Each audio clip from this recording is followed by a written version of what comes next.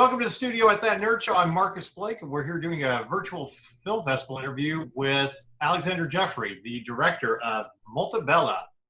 I want to jump right in and talk about your film. Lovely film.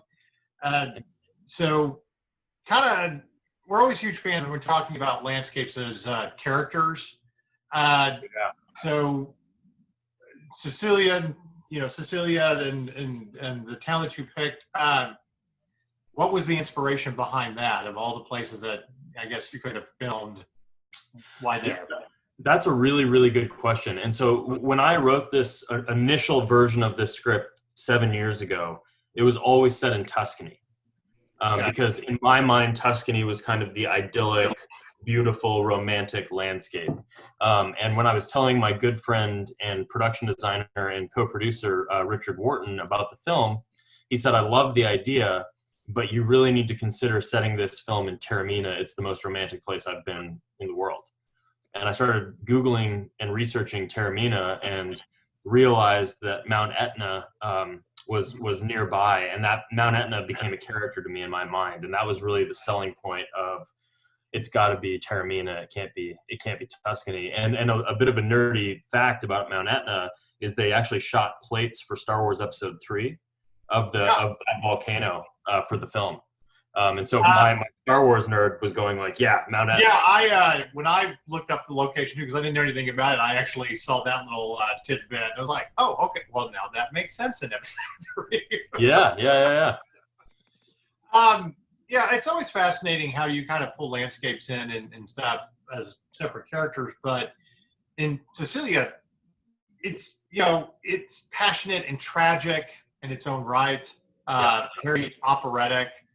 So I thought that was, kind of an interesting tidbit, when you're dealing with characters, that are trying to write something big and, their stories intertwine or whatever. And it's poetic, but I think poetry comes out of tragedy in a lot of ways.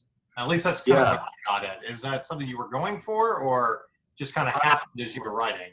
Well, one of the things, another selling point beyond Mount Etna to me was the cinema history that surrounded that place with The Godfather, among other movies. And you're right, like Sicily has it has a bit of a troubled past, and there's but the architecture is super interesting because it was Greek before it was Roman, and so and we mentioned that in the movie. So you get this interesting blend of architecture. There's also a lot of modern that's blended into the old. And so for me, that became something that we kind of had to comment on in the movie. And it just like you mentioned, just anywhere you point the camera though, it's beautiful. And, we were lucky in that working with the low budget that we had, we didn't have a ton of lights. We didn't have a ton of crew. So what we really had to utilize to the full effect was these landscapes and this architecture. And the beautiful soft sun there, and make the images look as good as they could given our resources.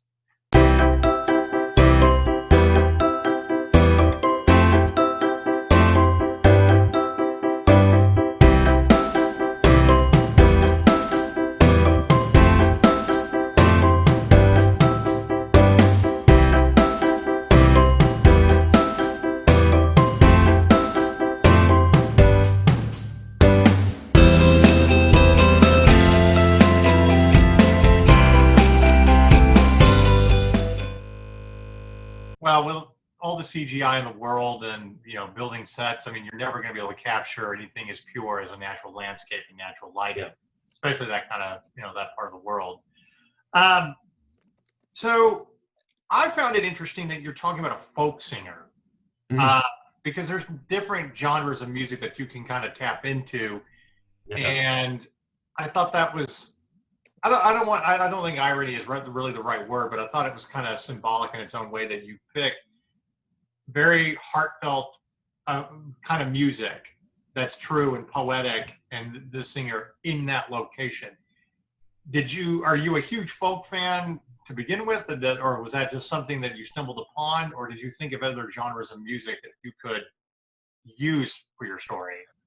That's a great question. And So the way the music came to be a part of the movie was fairly straightforward, and that is that Andrea von Kampen, who plays Josie in the Right. film, I've been a huge fan of her work for a long time. And I went to school with her brother at the University of Nebraska, and I got to know her through him, and we started working on music videos together, and I quickly became a fan of her music, her voice. And when I was casting this movie, I knew that the only way to make a musical component to it was to get a great songwriter and singer who could also act, and that person was Andrea. And this is the type of music that she makes. And so for me, it was like that's the genre that we want to talk about. I'm also a big fan of Inside Llewyn Davis, which the structure of that movie is actually kind of like a folk song in a lot of ways. Right. And he was a little bit ahead of his time before Dylan in the New York scene. And so I love the diegetic music of that movie and the way that the songs were incorporated into the story. Yeah. So that was definitely a big influence as well. Well, I agree with you about Andrea. You're right about it being a perfect voice for this film. And I did not know that much about her until I watched it and, looked up music and stuff like that. I just think that sometimes when you have a story, there's so many factors that kind of get perfectly blended together, and whether you realize it or not. So I wanted to ask about that because, again, you could go with anything else, and I think we associate Sicily with more operatic themes. Yes. You Yeah. almost huge there. Yeah, I can almost hear Puccini in the background, stuff like that. But I'm like, for this story, I don't know if it, necessarily works as much.